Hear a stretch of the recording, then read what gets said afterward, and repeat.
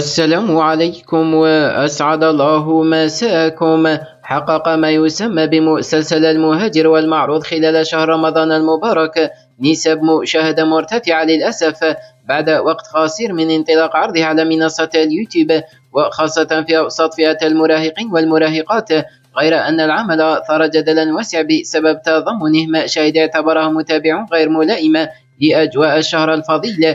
ومن بين هذه اللقطات مشهد فتاة تتواصل سرا مع شاب بعيدا عن علم والدها، وهو ما رآه منتقدون طرحا حساسيا مس القيم الأسرية. وقد عبر ناشط عبر منصة التواصل الاجتماعي عن استيائهم من طبيعة بعض المضامين المعروضة، كما دعوى السلطات الوصية وسلطة ضبط السمعي البصري إلى التدخل لضبط المحتوى الموجه للجمهور خلال شهر رمضان المبارك. وشدد آخرون على أهمية احترام خصوصية شهر رمضان ومراعاة المرجعية الثقافية للمجتمع، ويبقى الجدل قائما بين حرية الإبداع الفني وضرورة الالتزام بالمسؤولية الاجتماعية.